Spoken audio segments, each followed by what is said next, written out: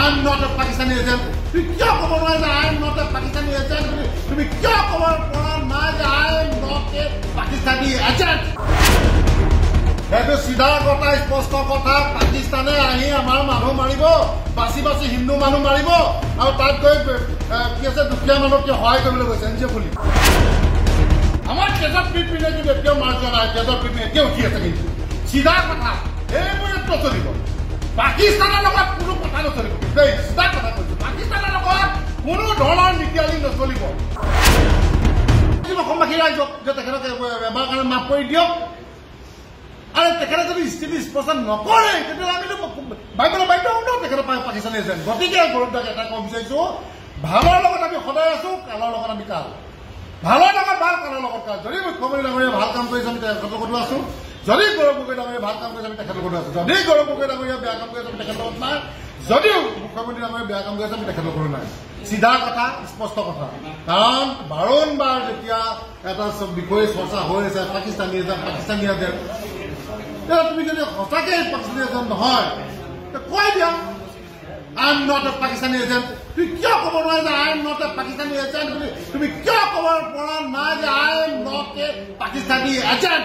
ধুনীয়া এটা পদ পাইছা তুমি, যুৱক, তোমাৰ অসম কংগ্ৰেছৰ তুমি সভাপতি পদ পাইছা। গতিকে তোমাক লৈ গোটেই অসমবাসী বেলেগ এটা সপোন দেখিছে। গতিকে সেই অসম তুমি সন্মান নকৰিব পাবা, আমি তোমাক আহ্বান জনাইছো।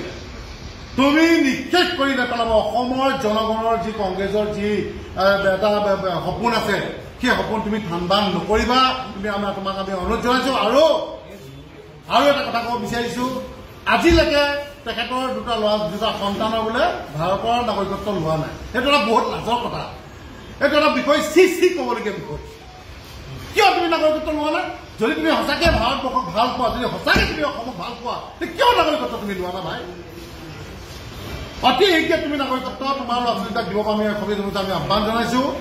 আৰু তুমি যদি সঁচাকে পাকিস্তানী এজেণ্ট নহয়, তেতিয়া তুমি তোমাৰ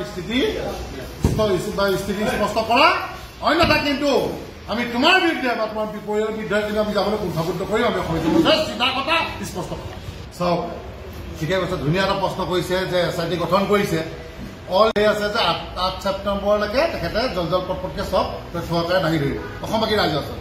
গতিকে তেখেতে এটা সময় লৈছে, আৰু এই সময়টো এইটো কাৰণে লৈছে বুলি আমি ভাবিবলৈ বাধ্য হৈছো। যোৱাকালি যিটো সংবাদমেল দিলে ৰিপন বৰাই, আমি এইটো কাৰণে ভাবিবলৈ বাধ্য হৈছো যে তেখেতক এটা গৌৰৱ গগৈ ডাঙৰীয়াক এটা সময় দিছে যে তুমি যদি সঁচাকে জড়িত আছা বা সঁচা অৰ্থত যদি তুমি পাকিস্তানী এজেণ্ট হয়, তুমি অসমবাসীৰ ওচৰত সেৱা প্ৰাৰ্থনা। এতিয়াও 4 মাহ সময় আছে, এতিয়াও 4 মাহ সময় আছে SIT ওচৰত। কাৰণ 8 ছেপ্টেম্বৰ, আজি হৈছে মে', গতিকে 4 মাহ সময় আছে। 4 মাহ 10 ছেপ্টেম্বৰ সেই 10 ছেপ্টেম্বৰলৈকে এতিয়াও বহুখিনি সময় আছে। গতিকে সময়লৈ অপেক্ষা আপোনালোকেও কৰক, আমিও কৰো। খালি আমি এইটো কাৰণে লজ্জিত হৈছো, বা আজি 4 মাহ 5 মাহ ধৰি যিয়ে চৰ্চা চলি আছে আমিও দেখি আছো আপোনালোকৰ সংবাদ মাধ্যমৰ যোগেদি যে তেখেত পাকিস্তানী এজেণ্ট, কিন্তু কালিলৈকে আমি মাত মতা নাছিলো। কিন্তু যিহেতু তেখেতৰ দলৰ নেতা, এজন জ্যেষ্ঠ নেতাই যেতিয়া তেখেতৰ গোটেই পৰিয়ালটোক কৈ দিলে যে তাত NGO আছে পাকিস্তানত, মাহেকীয়া দৰমহা পাই আছে, তো তাত আৰু নাগৰিকত্ব তেখেতলোকৰ ল'ৰা ছোৱালী নাই, গতিকে আমি ভাবিবলৈ বাধ্য হ'ম, গতিকে আমি আজি সেইকাৰণে চিধা তেখেতৰ স্থিতি স্পষ্ট আমি বিচাৰিছো। কেলৈ বিচাৰিছো? তেখেতৰে সমষ্টিৰ মানুহ, যোৱাতৰ মানুহ। গতিকে আমি তেখেতৰ স্থিতি স্পষ্ট বিচাৰিছো, অন্যথা কিন্তু আমি তেওঁৰ বিৰুদ্ধে যাবলৈ কুণ্ঠাবোধ কৰিম। সেইটো আমি হ'বলৈ নিদিম।